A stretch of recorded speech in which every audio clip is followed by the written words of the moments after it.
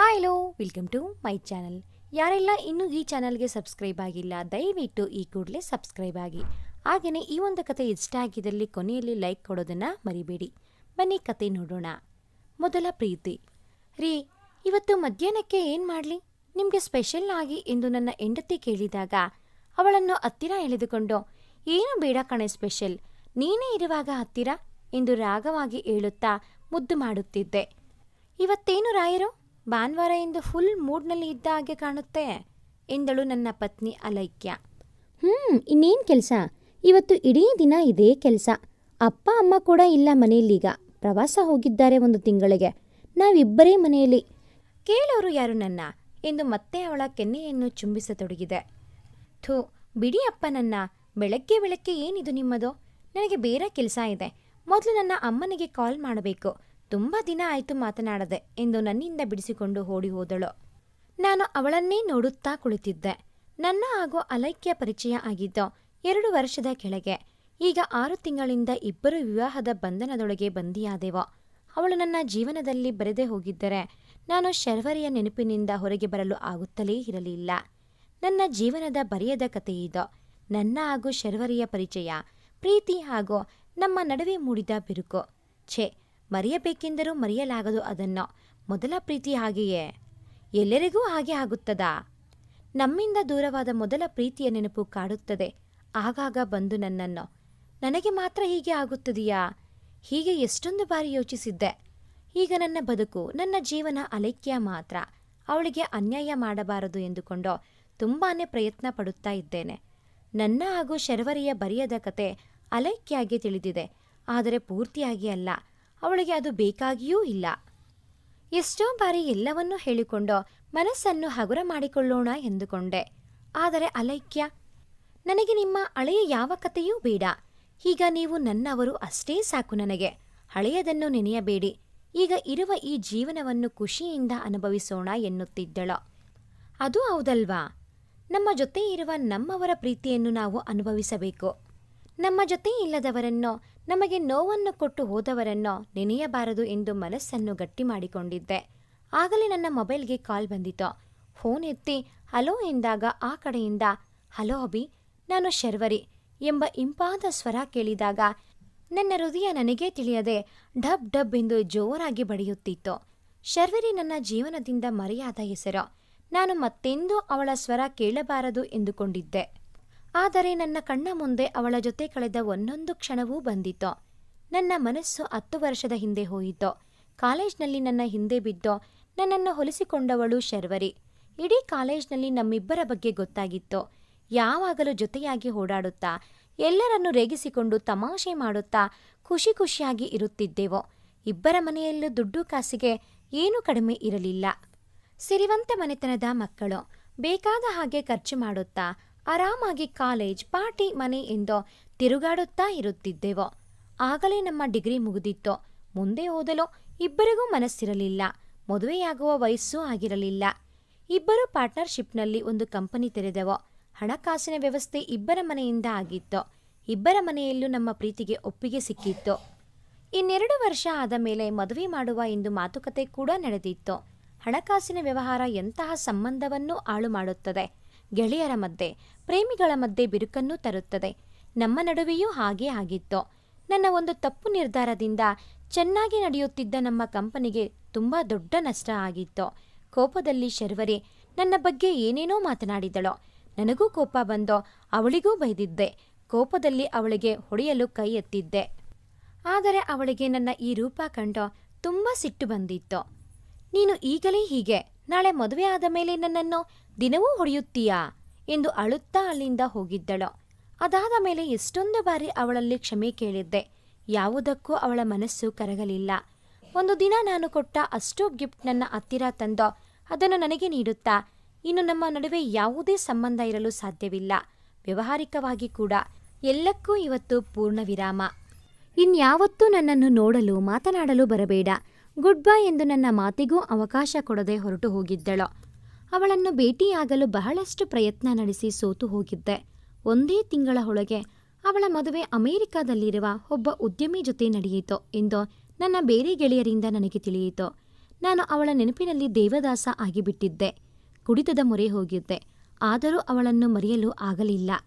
ನನ್ನ ಪೋಷಕರು ನನ್ನ ಈ ಅವಸ್ಥೆ ನೋಡಲಾಗದೆ ನನ್ನನ್ನು ಮನೋವೈದ್ಯರ ಹತ್ತಿರ ಕರೆದುಕೊಂಡು ಹೋಗಿ ಚಿಕಿತ್ಸೆ ನೀಡಿದರು. ಅವರ ಮಾರ್ಗದರ್ಶನದಂತೆ ನನ್ನ ನೋವಿನಿಂದ ನಿಧಾನವಾಗಿ ಹೊರಗೆ ಬಂದಿದ್ದೆ. ಆಮೇಲೆ ನನ್ನ ಕುಟುಂಬದ ವ್ಯವಹಾರವನ್ನು ನೋಡಿಕೊಳ್ಳುತ್ತಾ ಇದ್ದೆ. ಇದರ ಮಧ್ಯೆ ಅಲೈಕ್ಯ ಪರಿಚಯ ಆದಳು. ಮಧ್ಯಮ ವರ್ಗದಲ್ಲಿ ಹುಟ್ಟಿದವಳು. ಅವರ ಪೋಷಕರ ಒಬ್ಬಳೇ ಮಗಳು. ಒಂದು ಶಾಲೆಯಲ್ಲಿ ಶಿಕ್ಷಕಿಯಾಗಿ ಕೆಲಸ ಮಾಡುತ್ತಿದ್ದಳು. ವಾರದ ಕೊನೆಯಲ್ಲಿ NGO ಒಂದರಲ್ಲಿ ಕೆಲಸ ಮಾಡುತ್ತಿದ್ದಳು ಆತ್ಮತೃಪ್ತಿಗಾಗಿ. ನಾನು ಅವಳನ್ನು ಮೊದಲು ಅಲ್ಲೇ ಭೇಟಿಯಾಗಿದ್ದು. ನಾನು ನನ್ನ ನೋವನ್ನು ಮರೆಯಲು ಅನೇಕ ಕಡೆಗಳಲ್ಲಿ ನನ್ನನ್ನು ತೊಡಗಿಸಿಕೊಂಡಿದ್ದೆ. ಮೊದಲ ನೋಟದಲ್ಲಿ ಅವಳ ಸರಳತೆ, ಸಾಧು ಸ್ವಭಾವ, ಮುಗ್ಧ ನೋಟ, ಉಪಕಾರದ ಮನೋಭಾವ ಎಲ್ಲವೂ ನನ್ನನ್ನು ಸೆಳೆದು ಬಿಟ್ಟಿತ್ತು. ಕೆಲವು ಸಮಯ ಅವಳನ್ನು ಹತ್ತಿರದಿಂದ ನೋಡಿದ ಮೇಲೆ ನೇರವಾಗಿ ಅವಳಲ್ಲಿ ನನ್ನನ್ನು ಮದುವೆಯಾಗುವಿಯಾ ಎಂದು ಕೇಳಿದ್ದೆ. ನಮ್ಮ ತಂದೆ ತಾಯಿಯ ಬಳಿ ಬಂದು ಕೇಳಿ, ಅವರು ಒಪ್ಪಿದರೆ ನನ್ನ ಅಭ್ಯಂತರ ಏನೂ ಇಲ್ಲ, ನನಗೆ ನೀವು ಇಷ್ಟ ಆಗಿದ್ದೀರಿ ಎಂದಳು. ನನ್ನ ತಂದೆ ತಾಯಿಗೆ ವಿಷಯ ಹೇಳಿದಾಗ ಅವರು ಮಗನಿಗೆ ಒಂದು ಮದುವೆ ಆದರೆ ಸಾಕು ಎಂದುಕೊಂಡು ಸಂತೋಷದಿಂದ ಒಪ್ಪಿಗೆ ನೀಡಿ ನನ್ನ ಜೊತೆ ಹೆಣ್ಣು ಕೇಳಲು ಅವಳ ಮನೆಗೆ ಬಂದರು. ಅಲೈಕ್ಯಾಳ ತಂದೆ ತಾಯಿ ಸಂತೋಷದಿಂದ ನಮ್ಮ ಮದುವೆಗೆ ಒಪ್ಪಿಗೆ ನೀಡಿದರು. ನೋಡುತ್ತಾ ನಮ್ಮ ಮದುವೆ ನಡೆದೇ ಹೋಗಿತ್ತು. ಮೊದಲ ರಾತ್ರಿಯಲ್ಲಿ ಅಲೈಕ್ಯಾಳಿಗೆ ಶರ್ವರಿ ಹಾಗೂ ನನ್ನ ನಡುವಿನ ಸಂಬಂಧದ ಬಗ್ಗೆ ಹೇಳಲು ನೋಡಿದೆ. ಅವಳು ಅದೆಲ್ಲ ಮುಗಿದ ಕತೆ, ನನಗೆ ಹಳೆಯದು ಏನೂ ಬೇಡ, ಈಗ ನೀವು ನನ್ನವರು ಅಷ್ಟೇ ಸಾಕು ಎಂದು ನನ್ನ ತೋಳುಗಳಲ್ಲಿ ಬಂದಿಯಾಗಿದ್ದಳು. ನಮ್ಮ ಸಾಂಸಾರಿಕ ಜೀವನ ಸುಖದಿಂದ ಸಾಗುತ್ತಿತ್ತು. ಮತ್ತೊಮ್ಮೆ ಹಲೋ ಕೇಳಿಸ್ತಾ ಇದೆಯಾ ಎಂಬ ಸ್ವರಕ್ಕೆ ಹಳೆಯ ನೆನಪಿನಿಂದ ಹೊರಗೆ ಬಂದೆ. ಸುಧಾರಿಸಿಕೊಂಡು ಹೇಳಿ ಶರ್ವರಿ, ಹೇಗಿದ್ದೀರಾ? ಇಷ್ಟು ವರ್ಷ ಆದ ಮೇಲೆ ನನ್ನ ನೆನಪು ಎಂದು ಕೇಳಿದೆ. ಓಹೋ, ಬಹುವಚನ. ನನ್ನನ್ನು ಸಂಪೂರ್ಣ ಮರೆತು ಬಿಟ್ಟೆ ಅಲ್ವಾ? ಮತ್ತೆ ಇನ್ನೂ ಏನೇನೂ ಹೇಳಲು ಹೊರಟವಳನ್ನು ತಡೆದೋ. ನೋಡಿ, ನಾನೀಗ ಸಂಸಾರಸ್ಥ. ನನಗೆ ಮುದ್ದಾದ ಹೆಂಡತಿ ಇದ್ದಾಳೆ. ಬೇರೆ ಏನೇನೂ ಮಾತು ಬೇಡ. ನೀವು ಫೋನ್ ಮಾಡಿದ ವಿಷಯ ಹೇಳಿ ಎಂದೆ. ನಿನ್ನ ಜೀವನದ ಒಂದು ದಿನ ನನಗೆ ಕೊಡು. ನಿನ್ನ ಜೊತೆ ಒಂದು ದಿನ ಪೂರ್ತಿ ಕಳೆಯಬೇಕು. ನಮ್ಮ ಹಳೆಯ ನೆನಪುಗಳನ್ನು ಮತ್ತೊಮ್ಮೆ ನೆನಪು ಮಾಡಿಕೊಳ್ಳಬೇಕು ಎಂದಳು. ನನಗೆ ಕೋಪ ಬಂದಿತ್ತು. ನಿನಗೇನಾದರೂ ತಲೆ ಕೆಟ್ಟಿದೆಯಾ? ಈ ರೀತಿ ಹೇಳುತ್ತಿದ್ದೀಯಾ? ನಾವಿಬ್ಬರೂ ನಮ್ಮ ಸಂಸಾರದಲ್ಲಿ ಸುಖವಾಗಿ ಇದ್ದೇವೆ. ಈಗ ಬಂದು ಹೀಗೆ ಹೇಳುತ್ತಿದ್ದೀಯಾ ಎಂದೆ. ಪ್ಲೀಸ್ ಕಣೋ, ಒಂದು ಬಾರಿ ನನ್ನ ಮಾತು ಕೇಳೋ. ನಿನ್ನ ಜೊತೆ ಒಂದು ದಿನವಿಡೀ ಸುತ್ತಾಡಬೇಕು ಎಂದು ಅನಿಸುತ್ತಾ ಇದೆ. ನನ್ನ ಸಂಸಾರ ನೀನು ಹೇಳಿಕೊಳ್ಳುವಷ್ಟು ಚೆನ್ನಾಗಿ ಇಲ್ಲ. ನನಗೂ ನನ್ನ ಗಂಡನಿಗೂ ವಿಚ್ಛೇದನ ಹಾಗೆ ಆಗಲೇ 3 ವರ್ಷ ಕಳೆದಿದೆ. ನಾನೀಗ ಹೊಂಟಿ ಕಣೋ. ನನ್ನನ್ನು ನಿರಾಸೆ ಮಾಡಬೇಡ. ಇದು ನನ್ನ ಕೊನೆಯ ಬೇಡಿಕೆ. ಅದಾದ ಮೇಲೆ ಎಂದೂ ನಿನ್ನ ಜೀವನದಲ್ಲಿ ಸುಳಿಯುವುದಿಲ್ಲ ಎಂದು ಗೋಗರಿದಳು. ನನ್ನ ಮಾತುಕತೆ ನಡೆಯುವಾಗಲೇ ಅಲೈಕ್ಯ ಬಂದಿದ್ದಳು. ಆಗಲೇ ನಾನು ಲೌಡ್ ಸ್ಪೀಕರ್ಗೆ ಫೋನ್ ಹಾಕಿದ್ದೆ. ಅಲೈಕ್ಯ ಕೂಡ ಎಲ್ಲವನ್ನು ತಾಳ್ಮೆಯಿಂದ ಕೇಳಿಸಿಕೊಳ್ಳುತ್ತಾ ಇದ್ದಳು. ಆಗಲೇ ಶರ್ವರಿ, ಅಲೈಕ್ಯ, ನೀವಾದರೂ ಹೇಳಿ, ನೀವು ಕೇಳಿಸಿಕೊಳ್ಳುತ್ತಾ ಇದ್ದೀರಾ ಎಂದು ಗೊತ್ತಾಯಿತು. ಒಂದು ದಿನ ನನ್ನ ಜೊತೆ ಬರಲು ಒಪ್ಪಿಸಿ. ನೀವು ನಮ್ಮ ಜೊತೆ ಬನ್ನಿ. ನನಗೆ ನನ್ನ ಕಾಲೇಜ್, ನಾವು ತಿರುಗಾಡುತ್ತಿದ್ದ ಜಾಗ ಎಲ್ಲವನ್ನೂ ನೋಡಬೇಕು. ಅದು ಅಭಿ ಜೊತೆ ಎಂದು ಆಸೆ ಆಗುತ್ತಾ ಇದೆ. ಪ್ಲೀಸ್ ಕಣೋ ಎಂದಳು. ಇವಳು ನನ್ನ ಬಗ್ಗೆ ಎಲ್ಲ ವಿಷಯ ಸಂಗ್ರಹಿಸಿಕೊಂಡಿದ್ದಾಳೆ ಎಂದು ಅನಿಸಿತು. ಮತ್ತೆ ನನ್ನ ಜೀವನದಲ್ಲಿ ಯಾಕೆ ಬರುತ್ತಿದ್ದಾಳೆ? ನನ್ನ ಸಂಸಾರ ಹಾಳು ಮಾಡಲ್ಲ ಎಂದು ಅನಿಸುತ್ತಾ ಇತ್ತು. ಆಗಲೇ ಅಲೈಕ್ಯಾಗೆ ಏನನ್ನಿಸಿತೋ. ಶರ್ವರಿ, ಹೇಳಿ, ಯಾವತ್ತು ಬರಬೇಕು? ಎಲ್ಲಿಗೆ ಬರಬೇಕು? ನಾನು ಕಳುಹಿಸುತ್ತೇನೆ ಎಂದಳು. ತುಂಬ ಥ್ಯಾಂಕ್ಸ್ ಕಣೋ. ಮುಂದಿನ ಭಾನುವಾರ ನಾನೇ ನಿಮ್ಮಲ್ಲಿಗೆ ಬರುತ್ತೇನೆ. ಇಬ್ಬರೂ ತಯಾರಾಗಿ ಎಂದು ಫೋನ್ ಇಟ್ಟಳು. ನನಗೆ ಮನಸ್ಸೇ ಇರಲಿಲ್ಲ. ಆದರೆ ನನ್ನ ಹೆಂಡತಿಯ ಒತ್ತಾಯಕ್ಕೆ ಮಣಿದು ಅವಳೂ ನಮ್ಮೊಡನೆ ಬರುತ್ತಾ ಇದ್ದಾಳೆ ಎಂದು ಒಪ್ಪಿಗೆ ನೀಡಿದ್ದೆ.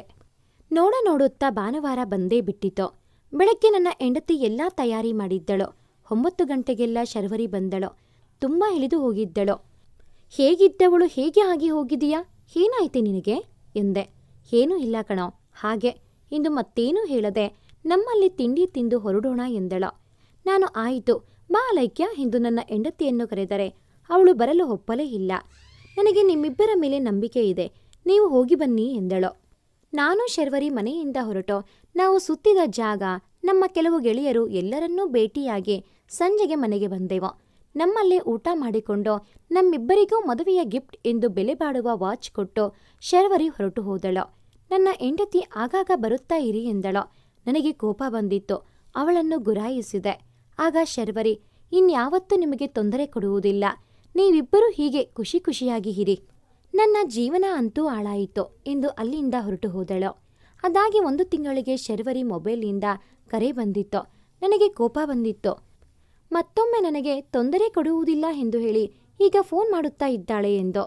ಫೋನ್ ರಿಸೀವ್ ಮಾಡಿ ಬೈಯಲು ಹೊರಟವನಿಗೆ ಆ ಕಡೆಯಿಂದ ಅವಳ ಅಪ್ಪನ ಧ್ವನಿ ಕೇಳಿತು. ಹಬಿ, ಹೀಗಲೇ ಈ ಹಾಸ್ಪಿಟಲ್ಗೆ ಬರಲು ಆಗುತ್ತಾ ಎಂದು ಒಂದು ಆಸ್ಪತ್ರೆಯ ವಿಳಾಸ ಕೊಟ್ಟರೋ. ನಾನು ಏನಾಯ್ತು ಅಂಕಲ್ ಎಂದೆ. ಏನೂ ಇಲ್ಲ ಕಣೋ, ಬೇಗ ಬಾ, ಇಲ್ಲಿಗೆ ಬಂದ ಮೇಲೆ ಎಲ್ಲ ನಿನಗೆ ಗೊತ್ತಾಗುತ್ತೆ ಎಂದು ಕರೆದರು.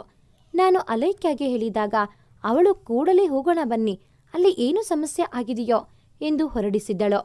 ಆಸ್ಪತ್ರೆಗೆ ಎದುರಿಗೆ ಹೋದ ಹಾಗೆ ಎಂಟ್ರೆನ್ಸ್ನಲ್ಲಿ ಶರ್ವರಿ ಅಪ್ಪ ನಿಂತಿದ್ದರು. ಮುಖ ಸಪ್ಪಗೆ ಇದ್ದಿತ್ತು. ಏನಾಯ್ತು ಅಂಕಲ್ ಶರ್ವರಿಗೆ? ಎಲ್ಲ ಆರಾಮಾಗಿದ್ದೀರಾ ಅಲ್ವಾ ಎಂದೆ. ನೀನು ಬಾರಪ್ಪ ಎಂದು ನನ್ನನ್ನು ಕ್ಯಾನ್ಸರ್ ರೋಗಿಗಳು ಇರುವ ವಾರ್ಡ್ ಹತ್ತಿರ ಕರೆದುಕೊಂಡು ಹೊರಟರು. ನನಗೆ ಎಲ್ಲ ಅಯೋಮಯ. ಏನಾಯಿತು ಎಂದೇ ತಿಳಿಯಲಿಲ್ಲ. ICU ವಾರ್ಡ್ ಒಳಗೆ ಶರ್ವರಿ ಮಲಗಿದ್ದಳು. ಈಗಲೋ ಆಗಲೋ ಅವಳ ಉಸಿರು ಹೋಗುವಂತೆ ಕಾಣುತ್ತಿತ್ತು. ಬೆಡ್ಡಿಂದಲೇ ನನ್ನ ನೋಡುತ್ತಾ ಕೊನೆಯ ಬಾರಿಗೆ ಎಂಬಂತೆ ತುಟಿಯಲ್ಲೂ ಕಂಡು ಕಾಣದ ಒಂದು ನಗೆಯನ್ನು ತಂದುಕೊಂಡು ನಮ್ಮನ್ನೆಲ್ಲ ಬಿಟ್ಟು ಹೊರಟು ಹೋಗಿದ್ದಳು. ನನಗೆ ದುಃಖ ತಡೆಯಲು ಆಗಲೇ ಇಲ್ಲ. ಜೋರಾಗಿ ಅಳತೊಡಗಿದೆ. ನನ್ನ ಹೆಂಡತಿ ನನ್ನನ್ನು ಸಮಾಧಾನಿಸಲು ಪ್ರಯತ್ನಿಸುತ್ತಾ ಇದ್ದಳು. ಆದರೂ ನನ್ನ ಕಣ್ಣೀರು ನಿಲ್ಲುತ್ತಿರಲಿಲ್ಲ.